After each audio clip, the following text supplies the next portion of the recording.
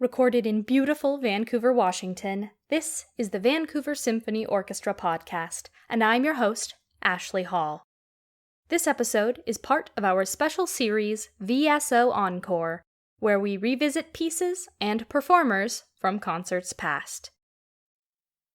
While symphonies, sonatas, and concertos may be the backbone of what we do here at the VSO, from time to time we take great joy in venturing into another dimension of classical music. Opera. We don't always have the opportunity to incorporate vocal music into our performances, but there are many beautiful pieces from the world of opera that don't require the human voice. This week and next week, we are looking at a few examples of compositions from opera that the VSO has had the pleasure of presenting. The first piece we will visit today is the Polonaise from Tchaikovsky's Eugene Onegin. In the spring of 1877, Tchaikovsky visited Yelizaveta Lavrovskaya, an opera singer and his personal friend. They discussed the difficulty and rarity of conceiving a truly unique and original opera, and Yelizaveta suggested the novel Eugene Onegin by Alexander Pushkin. While initially uncertain, Tchaikovsky soon became enthusiastic. The plot, as in the novel, concerns a rakish dandy whose inability to take love seriously results in a fatal duel with his best friend, and the loss of the love of a woman he rejected only to regret his decision. Onegin finds himself alone, the architect of his own unhappiness. The libretto was penned by Tchaikovsky with help from friend Konstantin Shklovsky, but remains very close to Pushkin's novel, even retaining much of the original verse. The opera is composed of a sequence of scenes from Onegin's life over several years, rather than a continuous story. The premiere took place on the 29th of March, 1879, at the Mali Theatre, Moscow. Eugene Onegin was slow to catch on outside Russia, and the first performance outside of the country took place on the 6th of December, 1888, in Prague, conducted by Tchaikovsky himself, and was performed in Czech. The Polonaise, which we will be listening to today, comes from the beginning of the third act. Years have passed, and Onegin finds himself alone at a ball, the joyful and festive music a contrast to our protagonist's empty and tragic life. He sees the girl he once rejected, now a married, aristocratic beauty, and realizes too late his terrible mistake. The bright, sweeping Polonaise evokes the grandeur of the old Russian aristocracy, conjuring visions of beautiful ballrooms and swirling, opulent gowns.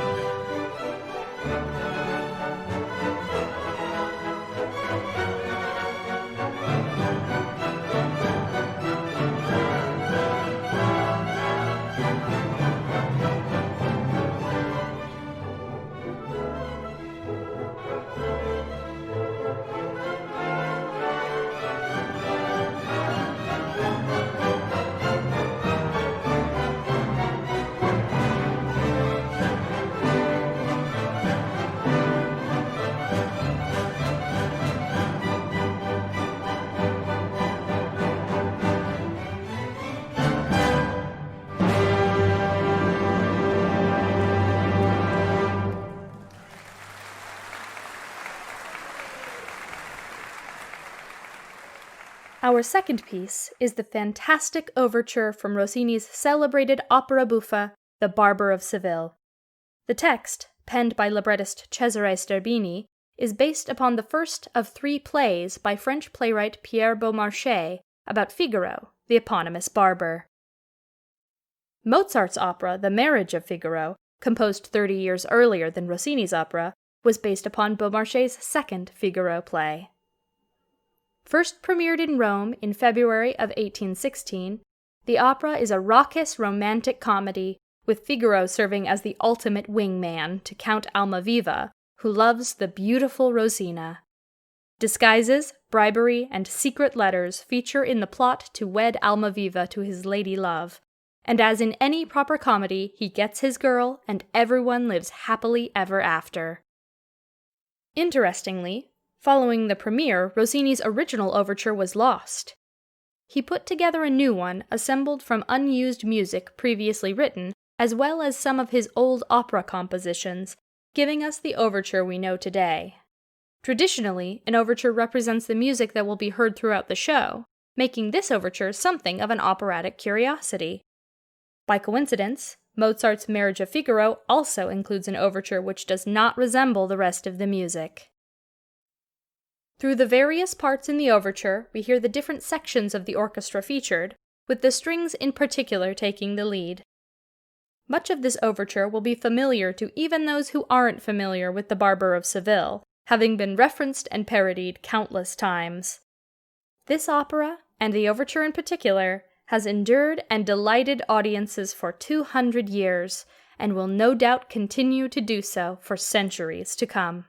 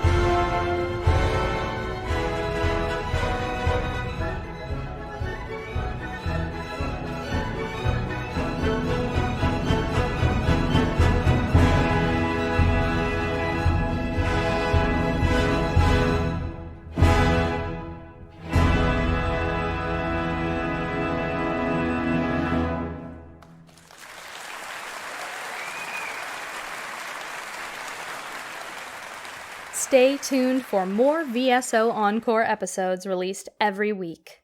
Find it on our social media and our website at vancouversymphony.org, or subscribe to us on your preferred podcast app.